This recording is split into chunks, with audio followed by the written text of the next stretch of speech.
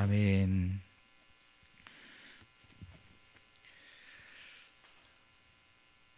우리는 간혹 그런 생각이 들 때가 있습니다. 이 거대하고 큰 세상에서 나라는 존재가 무슨 의미가 있을까? 이런 생각이 들 때가 있습니다. 나같이 연약한 사람, 나 같은 이런 참 부족한 한 사람이 살아야 될 어떤 이유와 의미가 있을까? 이렇게 사는 게 정말 과연 의미 있는 삶일까? 이런 생각을 가질 때가 우리에게 있는 것 같습니다. 참 우리가 큰 일을 할 것 같고 우리가 뭔가 의미 있는 일을 할 수 있을 것 같은 그런 마음은 있지만 현실적으로는 참 너무도 연약하고 참 아무것도 아닌 존재 같은 그런 느낌이 들 때가 우리에게 간혹 있는 것 같습니다. 뭐 아무런 걱정 없이 뭐 잘 사시는 분들은 괜찮을 거예요. 뭐 난 잘 살고 있는데 그런 분들한테는 이런 질문이 별로 큰 의미가 없을 것 같기도 한데요. 그러나 그런 분들도 아주 가끔씩은 어떤 허탄한 마음, 허무한 마음이 들 때가 있지는 않을까 그런 생각이 듭니다. 이 세상은요, 모든 사람들에게 다 성공하도록, 모든 사람이 다 승자가 되도록 만드는 세상은 아니지요. 그죠? 대부분의 사람들은 이 세상에서 인정받지 못하고 살고요. 그러다 보니까 자신이 참 의미가 없는, 내가 참 의미 있는 삶을 살 수 있는 존재인가? 라는 생각이 들기도 하고, 또 너무 작아 보이기도 하고 무의미해 보이기도 하는 그런 삶이 우리에게 이렇게 있지 않을까 이런 생각이 듭니다. 신앙생활도 역시 비슷한 것 같아요. 신앙생활 하는 것도 다르지 않은 것 같아요. 우리가 신앙생활을 하면서 내가 열심히 한다고 하지만 내가 이렇게 사는 게 과연 내가 이렇게 신앙으로 산다는 게 이 복잡한 세상에서, 이 엉망이 된 이 세상에서 어떤 의미가 있을까? 얼마나 무슨 뭐 얼마나 영향력이 있을까? 이런 생각이 들 때가 우리에게 있는 것 같습니다. 그래서 그냥 신앙은 그냥 내 마음의 위로를 받고 내가 좀 마음의 평안을 얻는 거 그거 정도지 무슨 신앙이 뭐 다른 게 있겠어? 그런 생각을 갖는 거죠. 그래서 그냥 단지 내 위로받고 신앙을 통해서 내가 좀 이렇게 평안을 얻고 하는 거예요. 그게 신앙이지 뭐. 이 정도 생각하는 거죠. 그래서 내 신앙의 삶을 통해서 어떤 무슨 대단한 어떤 비전을 가지고 내 삶과 어떤 이 세상에 어떤 큰 영향력을 행사하고 뭐 주님의 사명을 가지고 살고 뭐 이런 것들은 뭐 전혀 생각 못하는 거죠.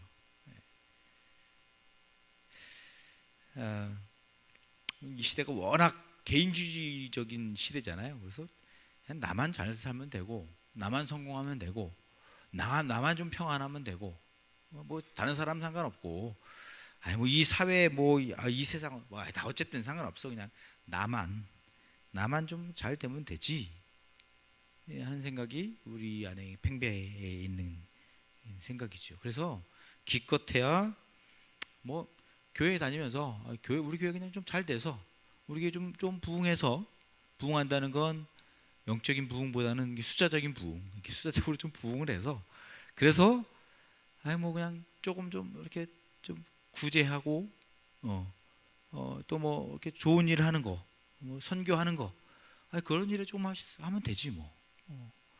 이렇게 정도로 생각하는 거죠. 그러니까 내가 교회에서 내가 주은혜 교회를 다니면서 내가 어떤 꿈을 꾸거나 어떤 소명을 가지고 내가 주님의 교회에서 정말 멋진 일을 해보겠다. 주님을 위해서 내가 멋지게 쓰임 받는 좀 삶을 살아야겠다. 이런 것들은 뭐 전혀 생각 못하는 거죠. 그런 성도들을 만나는다는 것은 쉽지 않은 일인 것 같습니다. 그런데 오늘 본 말씀에 보면요, 안디옥 교회는 좀 달랐던 것 같아요. 안디옥 교회는 우리와는 좀 비교할 수 없는 어떤, 우리보다도 훨씬 더 척박한 정말 힘든 그런 삶을 그들은 살아갔습니다. 그런데도 불구하고 그들에게는 어떤 이 세상에 대한 어떤 꿈과 비전을 가지고 있었던 것 같아요. 그러니까 사람이 어떤 환경에 의해서 사람이 바뀌는 것 같지는 않아요. 이 안디옥 교회는 이 척박한 환경 속에서도 그들의 삶과 이 세상의 삶에 대해서 어떤 꿈과 비전을 가진 그런 모습을 가지고 있는 것을 보게 됩니다. 예수님의 복음이 전혀 없었던 시대였죠. 뭐 안디옥 그 땅에는 전혀 복음이라는 게 없었습니다. 근데 어느 날 몇몇 사람들이 예수 그리스도의 복음을 전해서 몇몇 사람들이 믿게 된 거예요. 이제 막 예수 그리스도의 복음으로 이제 한 교회가 생겼던 거예요. 근데 그 교회는 절대적으로 자신들을 폄하하지 않았어요. 에이, 우리가 뭘 하겠어? 우리 이쪽은 아니 이 큰 세상에서 이 큰 안디옥 도시에서 우리 몇 사람이 이제 예수 믿었는데 뭘 하겠어? 우리가 할 수 있는 게 뭐 있겠어? 이게 아니고 그들은 이게 바로 우리의 소망이구나. 이 복음만이 우리의 살 길이구나. 이게 정말 우리의 인생의 참된 진리고, 이게 우리에게 참 소망이구나. 이거밖에 없구나라는 것을 그들은 알았습니다. 그래서 그들은 그 지역 전체에 예수 믿는 사람들은 극소수였지만 그러나 그 지역을 소망을 품고 예수 그리스도의 그 구원의 소망을 품고, 그리고 그들은 이것만이 이 땅에 참된 소망이다. 이 어두워져가 있는 이 엉망이 된 이 세상을 다시 치료하고 고치고 새롭게 하는 그런 길은 오직 하나님이 우리를 사랑하셔서 우리를 구원해 주신 이 복음에 이것밖에 없다라는 것을 그들은 알고 있었습니다. 여러분, 어떻게 그 안디옥 교회는 그런 소망과 꿈 이런 것들을 가지고 살 수 있었을까요? 참 어떻게 그런 힘이, 어떤 그런 마음이 그들 안에 이렇게 솟아날 수 있었을까 하는 것이죠. 우리는 매주 예배 드리잖아요, 그죠? 우리 간혹 성경도 보고, 또 우리 삶에서 좀 어려운 일이 있고 힘든 일이 있으면 기도도 하고, 그죠? 간혹 하나님 도와주세요, 하나님 부르기도 하고. 그렇지만 우리 안에 정말 이 시대에 하나님이 주신 소원은 무엇인지, 하나님이 우리에게 가지고 계신 뜻은 무엇인지, 소망과 기대를 가지고 비전 있는 삶을 살아가는 것은 참 쉽지 않습니다. 그런데 이 안디옥 교회, 이 극소수의 사람들은 그런 소망이 그들에게 있었던 것을 보게 됩니다. 어떻게 그런 마음이 있었을까요? 오늘 본문이 그것을 잘 말씀해 주고 있습니다. 오늘 본문 한번 다 같이 한번 읽어볼까요? 우리 같이 눈을 크게 뜨시고 큰 목소리로 같이 한번 읽겠습니다. 시작. 그 무렵에 예언자 몇이 예루살렘에서 안디옥에 내려왔다. 이게 큰 소리예요 지금? 큰 소리 아니잖아요, 그죠? 자, 큰 소리로 크게, 내가 크게 한다 생각하고 크게 다 같이 한번 다시 보겠습니다. 시작. 그 무렵에 예언자 몇이 예루살렘에서 안디옥에 내려왔다. 그 가운데 아가보라는 사람이 성령의 감동을 받아서 일어나 온 세계에 큰 기근이 될 것이라고 예언하였다. 바로 그 기근이 글라우디오 황제 때에 들었다. 그래서 제자들은 각각 자기 형편에 따라 몫을 정하여 유대에 사는 신도들에게 구제금을 보내기로 결정하였다. 그들은 그대로 실행해서 바나바와 사울 편에 그것을 장로들에게 보냈다. 아멘. 네. 이렇게 이 말씀을 여기 안에, 이 말씀 안에 이 안디옥 교회가 참으로 대단한 큰 일을 했다는 이야기가 여기 안에 있습니다. 여러분, 예루살렘 교회, 처음 교회가 이제 세워졌을, 그 예루살렘 교회가 세워졌을 그 당시에는요, 기독교는 아주 작은 소수의 아주 작은 종파에 불과했어요. 그 당시 유대인들은 다 유대교, 그러니까 구약의 유대인들만 믿는 그 유대교, 이스라엘 백성들이 믿는 유대교가 있죠. 지금도 계속 내려오는 그 유대교의 전통을 그들은 가지고 있었습니다. 그러다가 바로 그 유대교에서 이 구약에서 말하는 예수 그리스도 메시아, 그분이 오셨습니다.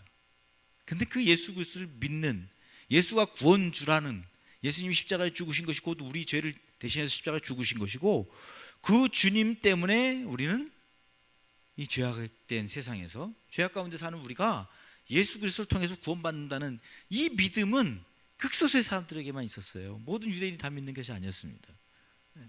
예루살렘 교회를 중심으로 해서 아주 극소수의 사람들이 믿고 있어요. 대부분 다 유대인들이죠.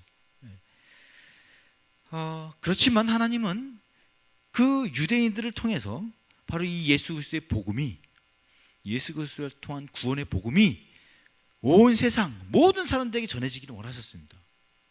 그런데 이 유대인들은 특권의식, 자신들만 하나님이 택하셨고 저 이방 사람들은 다 하나님이 다 멸망할 존재들로 만드셨고 우리 유대인들만, 이 이스라엘 백성들 유대인들만 하나님이 구원해 주셨다, 이런 의식이 그들에게 있었습니다.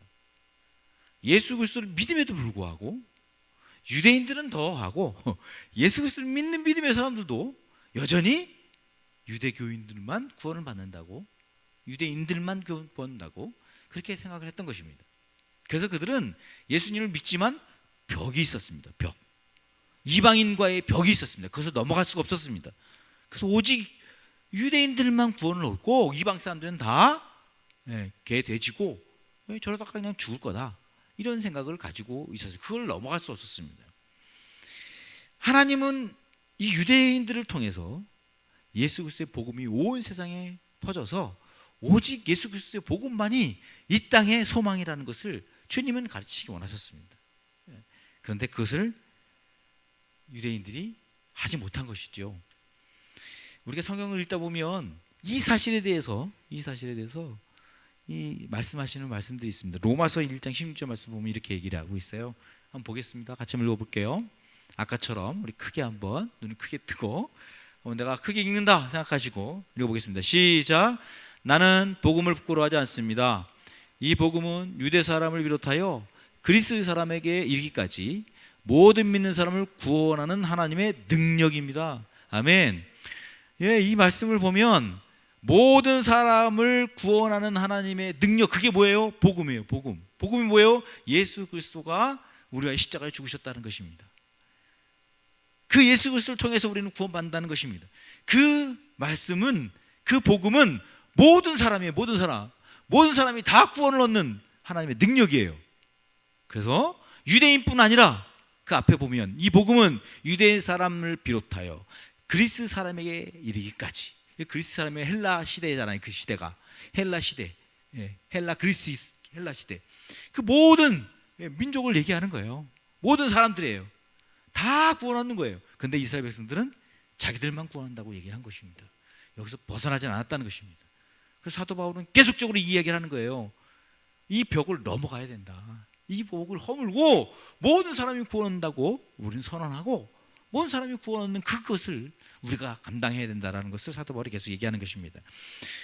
더 나아가서 사도 바울은 로마서 10장 11절 11절에 이렇게 얘기를 하고 있어요. 읽어볼게요. 시작. 성경은 그를 믿는 사람은 누구나 부끄러움을 당하지 않을 것이다 하고 말씀합니다. 유대 사람이나 그리스 사람이나 차별이 없습니다. 그는 모든 사람에게 똑같이 주님이 되어주시고 그를 부르는 모든 사람에게 풍성한 은혜를 내려주십니다. 아멘. 하나님이 사랑하시는, 하나님이 베푸신 은혜, 그건 누구에게 오는 거예요? 모든 사람에게, 모든 사람. 유대인이나 그리스 사람이나 이 세상 모든 사람과 차별이 없어요. 다 주어지는 것이라고 사도 바울은 지금 얘기하는 거예요. 여러분, 구원은 잘 사는 사람이 못 사는 사람이나 똑똑한 사람이나 좀 부족한 사람이나 뭐 잘생긴 사람이나 못생긴 사람이나 누구나 다 하나님이 주시는 그런 은혜입니다. 사랑입니다. 나는 좀 못났으니까, 나는 가난하니까, 나는 좀 지혜가 부족하니까. 아니에요. 모든 사람에게 하나님은 다 주신 은혜, 하나님의 사랑이 우리 모두에게 있습니다. 근데 유대인들은 자기들만, 자신들에게만 복음이 있다고 여겨서 그 벽을 넘어가지 못하는 것입니다. 갈라디아서 말씀도 말씀합니다. 갈라디아서 3장 28절에도 역시 마찬가지 말씀하십니다. 유대 사람도 그리스 사람도 없으며 종도 자유인도 없으며 남자나 여자가 없습니다. 여러분 모두가 그리스도 예수 안에서 하나이기 때문입니다. 여기서는 민족, 유대 사람이나 그리스 사람이나 민족적인 차별이 없다는 거예요. 종이나 자유인이나 사회적인 신분의 차이도 없어요. 또 남자나 여자나 이 성의 차이도 없어요. 다 넘어가요. 다 무너뜨렸어요. 이 땅의 모든 벽은 없어요. 그 복음 안에서 모든 사람들에게 다 주어지는 복음이에요. 여러분, 이 복음은 이렇게 모든 사람에게 차별 없이 주어지는, 그래서 모두가 다 하나가 되는 그런 복음인데, 유대인들은 이 벽을 깨지 못했던 것입니다. 여전히 예수 그리스도를 믿음에도 불구하고 그걸 넘어가지 못하고 여전히 그 벽 안에서 자신들만 구원한다는 이것을 가지고 있기 때문에 하나님의 사명, 하나님의 꿈, 하나님의 뜻은 뭐예요? 그것을 넘어서 모든 사람들이 구원 얻는 그 복음의 그 크기를 이해하지 못하고 그것을 이루지 못하는 삶을 살아가게 된 것입니다. 그런데 이것을 깨고 넘어간 게 누구예요? 안디옥 교회. 안디옥 교회 이것을 깨고 넘어갔어요. 오히려 예루살렘 유대인들을 통해서 하나님이 세상을 구원하시려고 하는 이 복음을 세계 끝까지 전하시려고 하셨는데, 반대로 이 유대인들이 못하니까 이방 사람들이 오히려, 이 안디옥 교회는 이방 사람들로 이루어진 거잖아요. 유대인이 아닌 이방 사람들로 이루어졌는데 그들이 오히려 유대인들을 이렇게 벽을 허물고 그들과 하나가 되는 이 일을 하는 것을 보게 됩니다. 예루살렘 교회가 오늘 본문의 말씀처럼 극심한 기근이 들어가서 기근 때문에 경제적인 어려움을 아주 크게 겪게 되는 것입니다. 그 소식을 듣고 안디옥 교회가, 야, 우리가 도움받았지 않냐, 우리가 이 예루살렘 교회를 통해서 많은 도움을 받았거든요. 우리가 도움 받았으니까 이제는 우리가 저 예루살렘 교회를 위해서 돕자. 그리고 그 어려움 당하는 그 교회를 위해서 이 도움 받았던 교회가 돕는 교회로 바뀌는 거예요. 여러분, 교회는 그런 것입니다. 교회는 언제든지 언제까지 도움 받겠어요? 언제까지 도움만 받아요? 교회가 이제 우리가 얼마만큼 도움 받았으면 이제 성장해서 우리도 돕는 사람이 돼야 되는 거죠. 우리도 마음껏 돕는 그런 교회가 돼야죠. 안디옥 교회는 그것을 한 것입니다. 그런데 이거는 돕는다는 어떤 우리가 은혜 받았으니까 우리도 은혜 베풀어야지 하는 이 선을 넘어가는 거예요. 이건 하나님의 크신 뜻이 여기에 안에 담겨져 있는 거예요. 어떤 뜻이에요?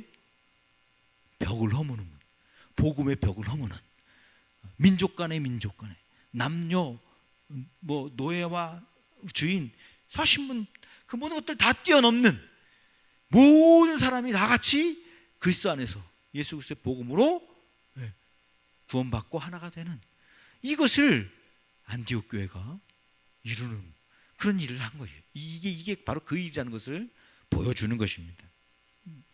그래서 여러분, 안디옥 교회는 그 시대에 하나님이 원하신 뜻이 무엇인지를 잘 알고 그 사명을 이룬 그런 교회인 것입니다. 이 안디옥 교회는 참 대단한 교회인 거예요. 하나님의 일에 크게 쓰임받는, 그 시대에 꼭 필요한 하나님의 복음의 일에 아주 멋지게 그 사명을 이루어 드리는 그런 교회로 쓰임받게 된 것입니다. 여러분, 교회의 사명 중에서 가장 큰 사명이 뭘까요? 교회의 사명 중에서 여러분, 우리 교회의 사명은 뭘까요? 그리고 그 사명 중에서 가장 귀한 사명은 뭘까요? 그것은 교회가 하나님과 세상과의 다리를 놓는 역할을 하는 것입니다. 교회는 세상과 하나님 사이에서 연결하는, 다리를 연결시켜주는 이 역할을 해야 되는 거예요. 그게 뭐예요? 하나님이 우리 사랑하신다는 거예요. 하나님이 우리의 소망이라는 거예요. 오직 예수 그리스도, 하나님이 사랑하셔서 보내주신 그 예수 그리스도, 그분만이 우리의 구원주고 이 세상의 소망은 바로 그 예수 그리스도밖에 없다라는 것을 이 세상에 알려주는 거예요. 이 복음을 전해주는 거예요. 그게 다리를 놓는 거예요. 그것이 우리 교회가 해야 할 일인 것입니다. 안디옥 교회는 그것을 잘한 교회입니다. 그래서 안디옥 교회가 이 일을 오히려 예루살렘 교회가 해야 할 일을 하지 못하니까 안디옥 교회가 그 일을 했던, 그래서 아주 시대적 사명을 잘 이루어드린 그런 교회였던 것을 우리가 볼 수 있습니다. 여러분, 우리 교회도 이런 안디옥 교회와 같은 그런 시대의 사명을 잘 알고 주님의 뜻을 이루어드리는 그런 교회가 됐으면 좋겠습니다. 여러분, 우리 한국의 교회가 처음 세워졌을 때에도요, 우리 이 한국 땅에 교회가 세워진 그 교회들은 바로 그런 교회였어요. 그 시대에 필요한 하나님의 복음, 그것을 사명을 잘 알아서 잘 이루어드리는 그런 교회들이었습니다. 여러분, 우리가 몇 주 전에 함께 그 평양 대부흥 운동 그것에 대해서 함께 나누었는데, 그 대부흥 운동의 시발점이 된 교회가 장대현 교회입니다. 장대현 교회. 여기 한번 얘기를 나눴죠. 평양의 장대현 교회. 그 교회가 1893년에 마펫 선교사님에 의해서 몇몇 사람들이 이렇게 예수님 믿고 이제 교회가 세워졌어요. 장대현 교회가. 근데 그 교회가 세워진 이후에 그 평양에 정말 그 당시에는 이 1893년이니까 조선 말기, 이제 뭐 얼마 후면 나라가 이제 멸망하게 되는, 그래서 일본의 강탈 앞에 무릎 꿇게 되는 이런 일들이 생기게 되는 것입니다. 그러니까 참으로 많은 혼란과 어려움 가운데 있는 그 시대예요. 얼마나 어두운 시대예요. 얼마나 고통스러운 시대예요. 그때 평양 한가운데 예수 그리스도의 복음이, 하나님의 은혜가 거기에 내린 것이죠. 그래서 그 땅에 교회가 세워진 거예요. 그 교회가 세워지고 10년 이후에 1903년에 장대현 교회를 통해서 남문 외교회라는 교회가 또 개척이 됩니다. 그 교회가 또 생겨요. 그리고 그 이후에 2년 후에 사창골 교회가 생기고요. 그리고 1년 후에 또 산정현 교회가 또 세워지고요. 그리고 그 이후에 3년 후에는 서문외교회라고, 서문외교회라고, 남문외교회, 서문외교회 이렇게 생기는 거예요. 이런 교회들이 이렇게 생깁니다. 그래가지고 이 장대현 교회를 비롯해서 5교회가 평양에 생기는 거예요. 그리고 그 이후에 이제 15년 동안 전국에 39개의 교회가 세워집니다. 당시 교회들은요, 이 조선말 어두운 시대에 우리 이 백성들이 살아날 길은 오직 한 길밖에 없다고 생각했어요. 오직 하나님을 아는 것, 하나님의 복음, 그거밖에 없다, 그렇게 생각을 했습니다. 그래서 이 세계의 열강들 사이에서 이제 이 땅이 막 어지럽고 이제 강탈을 당하고 나라를 잃어버리고 빼앗기고 그리고 치욕과 고통스러운 삶을 살아가는 이 땅의 유일한 소망은 오직 하나님, 이 복음, 이거밖에 없다고 그들은 생각했습니다. 그래서 어떤 군사력도, 어떤 외세의 힘이나 정치력도 그것으로도 우리에게 소망이 있는 것이 아니고, 그건 우리의 소망이 아니다. 오직 하나님, 하나님께 소망을 두고 그분이 이 땅을, 하나님 아버지께서 이 땅을 회복시키려만이, 이 땅을 치료해 주셔야만이 이 땅에 소망이 있다는 것을 이 장대현 교회와 교회들은 알고 있었습니다. 그래서 그 일을 행한 것입니다. 여러분, 기록에 의하면 이 장대현 교회가 세워진 다음에 1894년에 이 평양 남북도에 전체 교인이 52명에 불과했대요. 52명.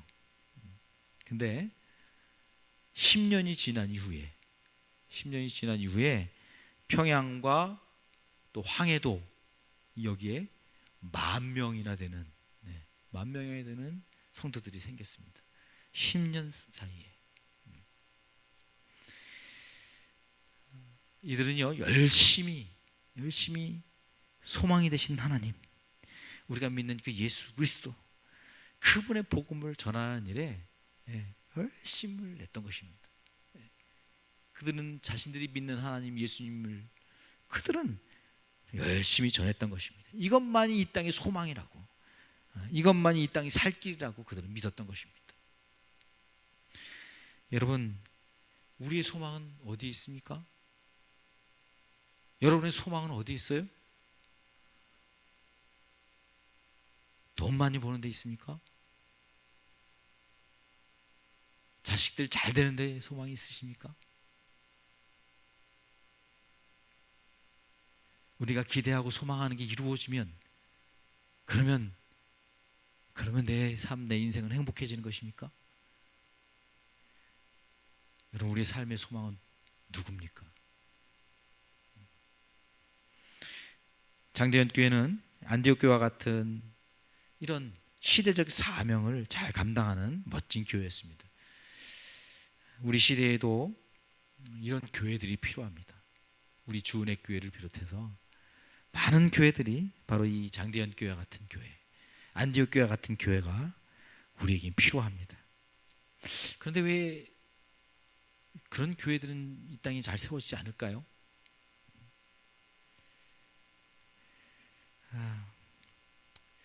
참 교회 보면 답답한 일들 많이 있죠, 그죠? 왜 이 시대 교회는 왜 그렇게 손가락질을 받고, 왜 믿지 않는 사람들로부터 개독교 이런 소리를 들으면서 왜 이 교회가 가고 있을까요? 목사들이 잘못돼서 그럴까요? 목사들도 참 많이 욕을 먹고 있죠. 참 인격이나 삶이 목회자와 같은, 목사와 같은 삶을 살지 않아서 저도 참 부끄러울 때가 많이 있습니다. 두 가지 이유 때문에 그런 것 같아요. 두 가지 이유 때문에. 하나는요, 성경의 가르침을 무시하는 삶을 살아가는 거죠. 성경대로 살아가지 않은 거예요. 성경의 말씀은 그냥 성경의 말씀이고, 교회 와서 그냥 이렇게 볼 때만 성경 말씀이고, 그냥 내 삶 속에서는 성경 말씀 별로 힘이 없어요. 그냥 무시하고 살아가는 거예요. 그 말씀과는 전혀 따로 살아가는 것이죠. 또 한 가지는 하나님의 말씀으로, 성경 말씀으로 이 시대 상황을 이해해야 되는데 그게 없는 거예요. 하나님의 말씀으로, 하나님의 말씀의 가치관을 가진, 기준을 가진 그 눈으로, 시야로 이 세상을, 이 상황을 바라봐야 되는데 그걸 보지 못하는 것입니다. 여러분, 안디옥 교회가 아주 중요한 특징이 하나가 있습니다. 안디옥 교회의 가장 중요한 특징, 그게 뭐냐 하면요, 성경 공부를 많이 했다는 것입니다. 안디옥 교회가 바나바와 사울이 그 당시엔 사울이죠. 바나바와 사울이 1년 동안 함께 이 성도들을 1년 동안 성경 말씀을 가르쳤어요. 그러니까 이 안디옥 교회는요, 하나님의 말씀, 이 성경의 말씀의 원리가 중요하다는 것을 알았습니다. 그래서 이 하나님 말씀대로 살아가야 되고, 이 말씀대로 사는 것이 우리에게 참 행복한 길이고 온전한 길이다라는 것을 그들은 알았습니다. 그래서 하나님 말씀대로 살아가는, 여러분, 우리 교회, 우리 초대교회도 마찬가지예요. 우리나라 처음 교회들도 여러분, 하나님 말씀을 붙잡고 하나님 말씀을 열심히 공부하고 하나님 말씀대로 살아가려고 했던 그런 모습을 가지고 있습니다. 여러분, 우리나라 처음 교회들은요, 뭐가 있었냐 하면 사경회라는 게 있어요. 사경회. 들어보셨죠? 사경회. 성경을 공부하면서 수련회를 하는 거예요. 성경 말씀 공부하면서 수련회를 갖는 거예요. 이것을 열흘에서 보름, 10일에서 15일 정도, 그 정도로 이렇게 모여가지고 사경을 했대요. 사경에 성경 공부를 했대요. 여러분, 이건 우리나라만이 가지고 있는 거예요. 농한기, 농번기가 있잖아요. 우리나라는, 그죠? 지금 농번기잖아요. 지금 막 이제 그 농사를 통해서 재배하고 하는 시기잖아요. 이제 가을 이제 거둘 때까지는 농사 짓는 시기예요. 그 가을에 다 농사를 걷고 나면 농한기가 되는 거예요. 쉬는 거예요. 농사 안 하니까. 그래서 농사 짓는 시대에는 농한기와 농번기가 있어가지고 그렇게 분명하게 일을 할 때와 쉴 때가 이렇게 있었어요. 농한기, 쉴 때, 그때에 이제 이용해서 열흘에서 보름, 그렇게 모여가지고 이제 성경 공부를 한 거예요.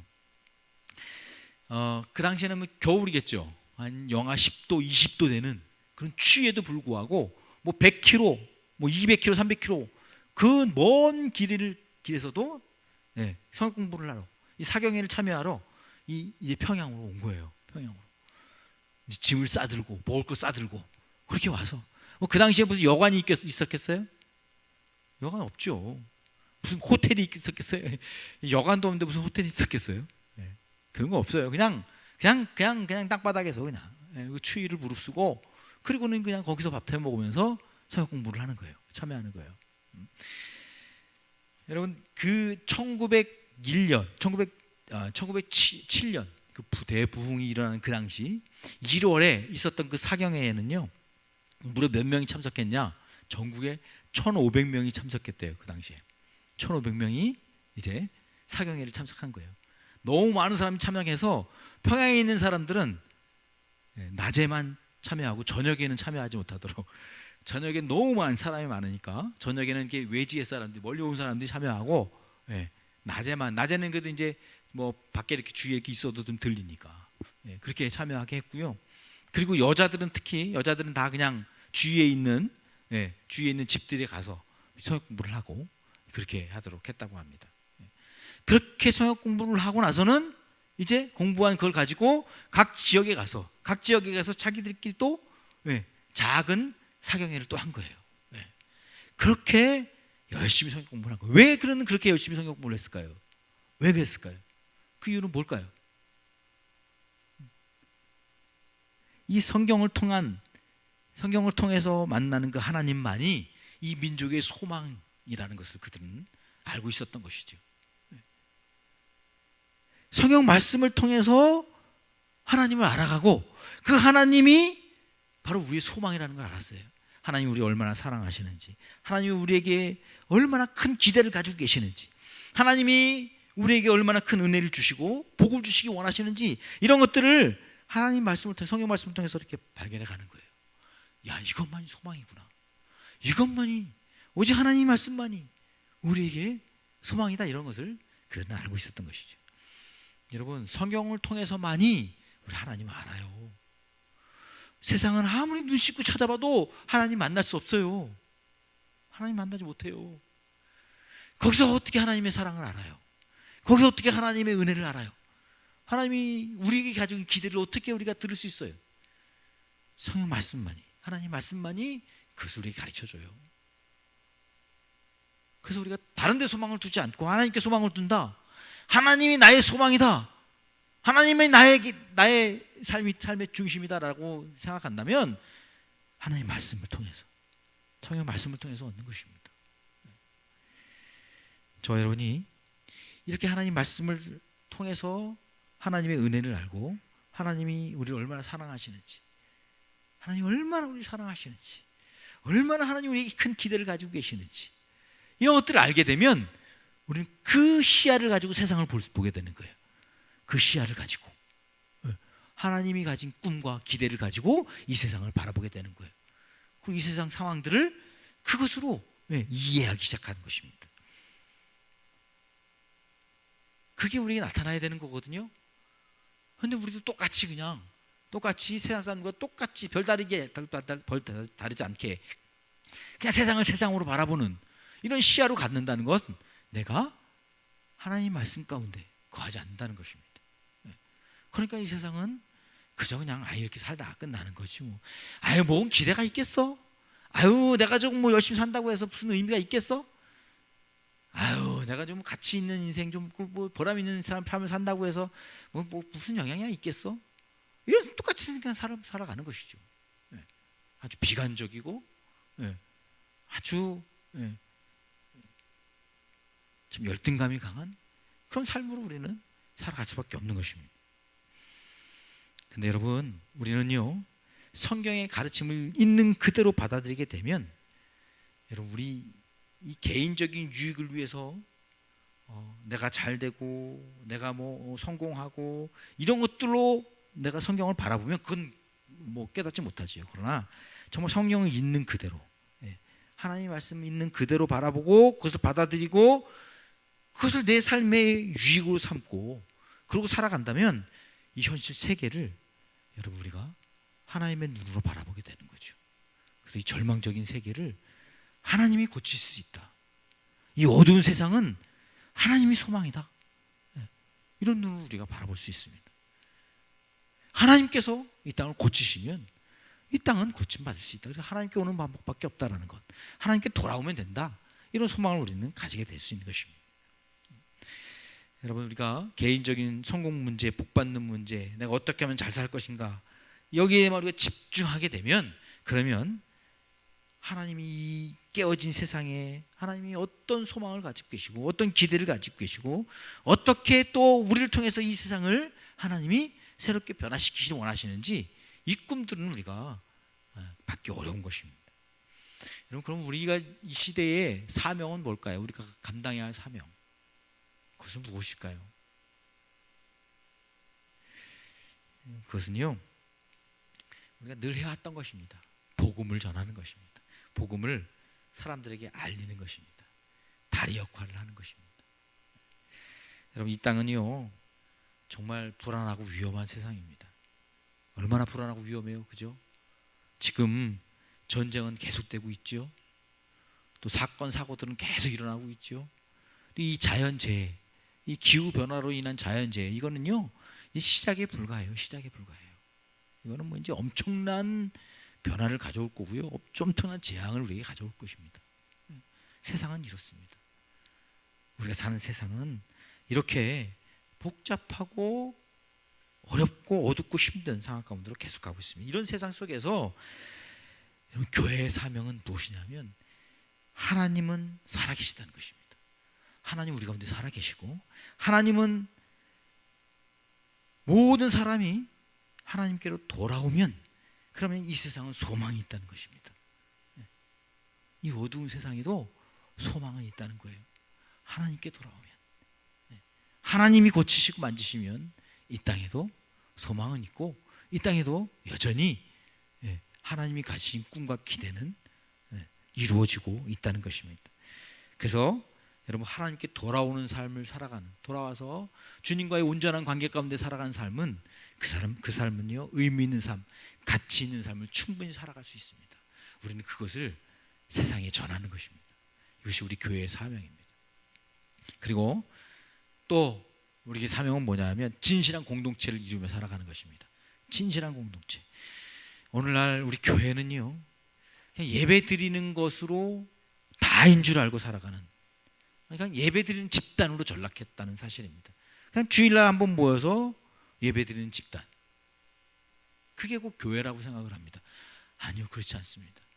성경에 나타나는 교회는요 그냥 한번 모여서 예배 드리고 그냥 흩어져서 일주일 내내 소식이 없다가, 아무 관계가 없다가, 그리고 또 주일날 모여가지고 예배 드리고 또 흩어지고, 이런 교회가 아닙니다. 성경에 나타나는 교회는요 모든 사람들이 함께 다 같이 주님의 사랑 안에서 함께 믿음의 공동체를 이루어가는 거예요. 진실한 사랑의 공동체를 이루어가는 것입니다. 그래서 서로 약한 것, 부족한 것을 알면서도 불구하고 보듬어주고, 서로 안아주고 이해하고 품어주는 그런 사랑의 관계를 이루어가는 거예요. 좀 세게 말하면요 목숨 걸고 사랑하는 그런 공동체입니다. 교회는 그런 것입니다. 하나님께서 우리 아버지가 되시기 때문에, 비록 우리가 좀 다르고 좀 내 마음에 안 들고 싫은 사람이 있을지라도 그래도 함께 품고 함께 같이 살아가는 사람들, 그게 바로 우리 공동체, 이 교회 공동체의 모습인 것입니다. 그것을 위해서 우리는 부단히 애를 쓰며 가야 돼요. 아유, 뭐 교회라고 뭐 별거 있겠어? 그냥 뭐 예배 한번 드리고 그냥 가면 되는데 뭘 그걸 굳이 그냥 모여가지고 뭐 교회가 서로 좋다느니 나쁘다느니 누군 싫다느니 좋다느니, 그럴 필요가 뭐가 있어? 그냥 안 만나면 되지 뭐. 진짜 교제 안 하면 되지 뭐. 그냥 주일에 예배만 드리고 가면 되고, 예배 딱 시간하고 가면 되지. 그걸 뭘 그렇게 해? 그래서 많은 사람들이 작은 교회를 싫어하는 거예요. 왜? 여기서 계속 얽히고 설키고 같이 막 관계를 하고 이러면서 서로가 막 불키는 일이 생기고 어려움이 생기고 막 그러니까, 그냥 이런 지긋지긋하다, 이런 교회 다니지 말자. 큰 교회 가서 그냥 예배 한번 드리고 그냥 가면 그럼 끝이에요. 아주 얼마나 환경 좋아요. 큰 교회 가면 그냥 뭐 에어컨 빵빵이 나오지요, 의자 좋지요, 뭐 교육 환경 좋지요, 뭐 주차장 환경 좋지요, 모든 게 다 갖춰져 있잖아요. 그러니까 큰 교회들은 그냥 깨끗해요, 아주. 그냥 갔다 오면 끝이에요. 근데 그거는 교회가 아닙니다. 교회는 진실한 공동체여야 합니다. 서로 사랑하는 공동체여야 합니다. 서로 어려워도, 서로 힘들어도 그래도 같이 함께 만들어가는, 함께 하나님의 나라를 이루어가는 그런 공동체가 바로 교회입니다. 우리 교회는 그 교회를 위해서 나아가는 것입니다.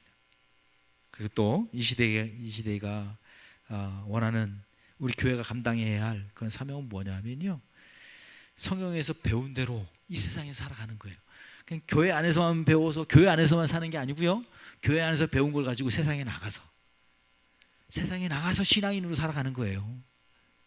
교회 나오면 신앙인이고 교회 밖에 나가면 신앙인이 아니고, 그게 아니고 여기서 신앙인이 아닌 것처럼 행동하고 그런 것들이 다 드러나서 여기서 이렇게 살면 안 되는 거구나, 내가 이런 성격이구나, 내가 이런 사람이었네, 이걸 깨닫고 내가 이거 고쳐야 되겠구나, 내가 이렇게 살면 안 되겠구나, 그걸 깨닫고 하나님의 말씀 통해서 예배드리면서 깨닫고, 그리고 나서 세상에 나가서는 진실한 믿음의 사람으로 살아가는 거예요. 신앙의 사람으로 살아가려고 애쓰는 거예요. 그게 바로 교회가 해야 할 일인 것입니다. 여러분, 그리스도인들은 이 땅에 많아요. 근데 진짜 그리스도인들은 많지 않아요. 영향을 미치는 그런 그리스도인들이 많지 않은 것을 우리가 보게 됩니다. 그건 왜냐하면 우리 신앙을 그렇게 생각하는 거예요. 신앙생활은 교회 안에서만 하면 되는 거야, 교회 안에서만 잘하면 되지, 이런 생각을 우리 가지고 있어요. 어느 생각 그렇게 배워온 것 듯한 그런 생각을 가지고 있는 것이죠. 그래서 신앙생활은 교회 안에서 배우고 밖에 나가면 그냥 똑같이 살아가고 이런 삶을 살아가는 건데, 그렇지 않습니다. 오히려 밖에 나가서 신앙인으로 살아가는 것입니다. 그러면 여러분 그렇게 생각하시죠. 목사님 그 어떻게 그렇게 살아가요? 그럼 너무 힘들어요. 그러면 인생 진짜 종쳐요. 그 땡이에요. 인생 어떻게 살아가요? 실패해요, 그 인생은. 근데 여러분, 실패하더라도 그렇게 살아가야 되는 거예요. 성경적인 가치관, 성경적인 하나님 말씀의 그 중심을 둔 그런 마음으로 정치를 해야 되고요. 정치자가 정치를 해야 되고, 사업자가 사업을 그렇게, 그 교육자가 교육을 그렇게 해야 되는 거예요. 성경적인 가르침을 가지고 성경적인 가치관으로 그렇게 살아가야 되는 것이죠. 근데 실패했어요? 그럼 뭐 실패하는 거죠.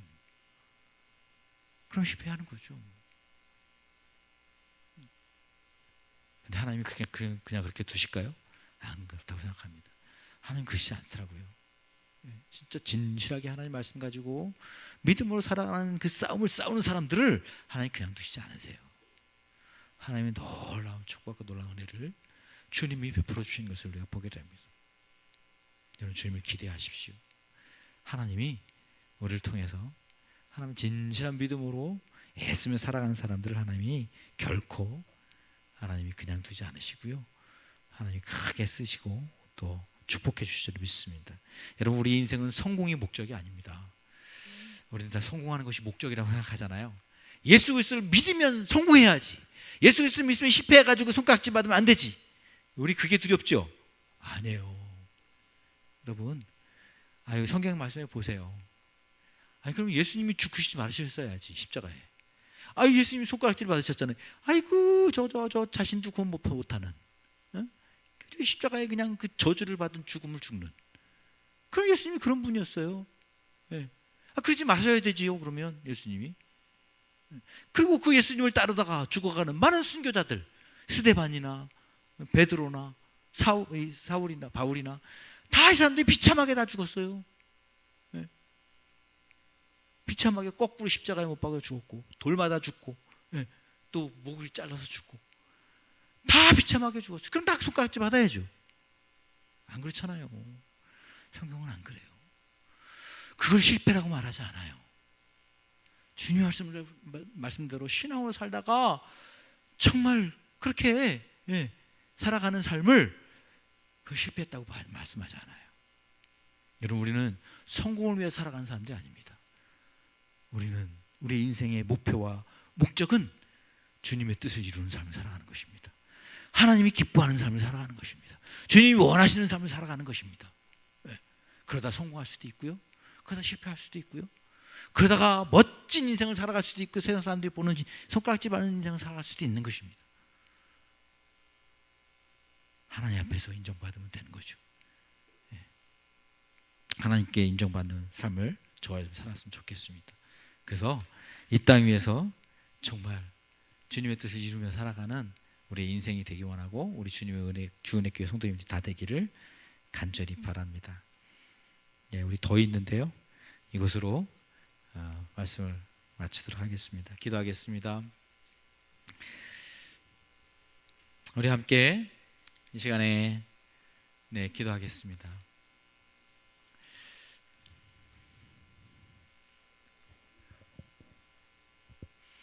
네, 반주해 주세요. 오늘 예배 드리면서 하나님께서 내게 주신 어떤 말씀이든지 괜찮습니다. 하나님이 나에게 주신, 나의 마음에 주신 그 말씀이 있다면 그것이 주님의 뜻입니다. 주님이 나에게 오늘 이 말씀을 주시는구나, 하나님께서 나에게 이렇게 하나님이 은혜를 주시는구나 생각하시고, 여러분 한 가지 붙잡고 하나님 앞에 결단하는 기도를 드렸으면 좋겠습니다. 예배는 그런 것입니다. 아무 생각 없이 왔다가 아무 생각 없이 가는 것이 예배가 아니고, 아무 생각 없이 왔더라도 이 시간 하나님이 나에게 주신 어떤 작은 것 하나라도 있을 것입니다. 여러분 그거 하나 붙잡고, 하나님, 내가 주님 사랑합니다. 주님이 날 사랑하셔서 날 구원해 주셔서 감사합니다. 나는 주님의 사람입니다. 내가 주님의 뜻대로 살겠습니다. 오늘 예배를 통해서 이 말씀을 주시고 이 은혜를 주셨는데 내가 이대로 살겠습니다. 주님, 나를 축복해 주세요. 나에게 은혜 주세요. 그렇게 우리 한번 같이 마음속으로 깊이 있게 진실한 기도를 하나님 앞에 드리도록 하겠습니다. 기도하겠습니다.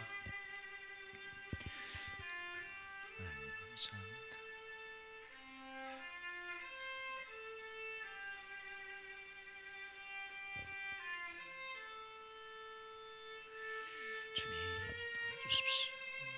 주님 도와주십시오. 하나님, 주님 축복해 주시고,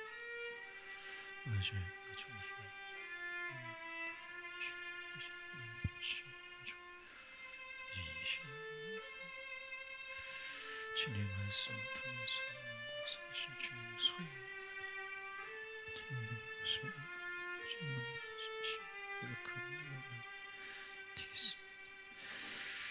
하나님, 정말 시대에서 수밖에 없습니다.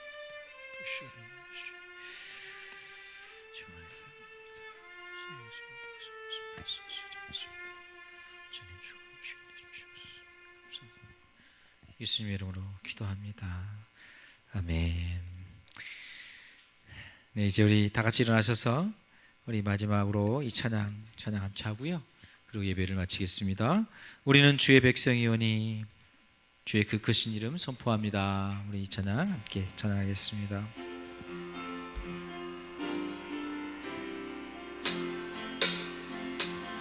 우리는 주의 백성이오니 주의 그 큰 이름 선포합니다. 이곳 어두운 세상에 빛으로 부르셨네. 주의 얼굴 구할 때 역사하소서.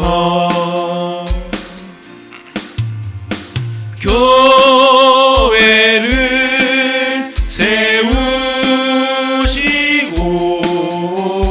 이 땅 고쳐주소서.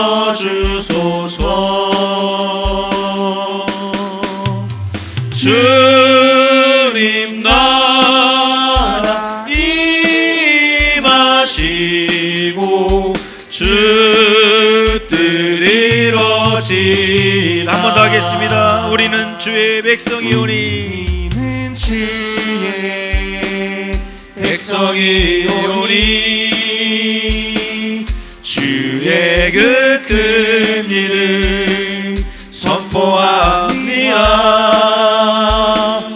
이곳 어두운 세상에 빛으로 부르셨네. 주의 얼굴 구할 때 역사하소서. 교회를 세우시고 이 땅 고쳐주소서. 교회를 세우시고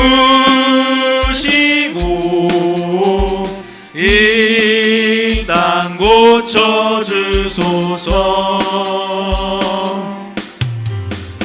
주님 나라 임하시고 주 뜻 이루어지리이다. 마지막으로 한번 교회를 세우시고 이 땅 고쳐주소서.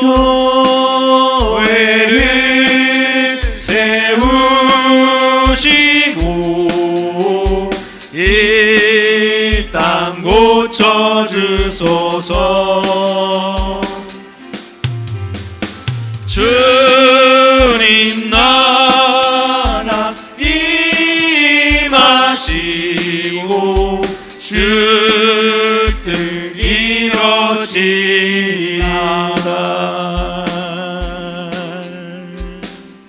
아멘. 기도하겠습니다. 지금은 우리를 죄에서 구원해 주신 예수 그리스도의 은혜와 우리를 사랑하셔서 구원해 주시기 위해 그 아들을 아낌없이 내어주신 하나님 아버지의 무한하신 사랑하심과 우리 안에 늘 거하셔서 믿음으로 승리케 하시는 성령님의 권능이 여기 모인 사랑하는 주의 자녀들 심령 위에 영원토록 함께 있을지어다. 아멘.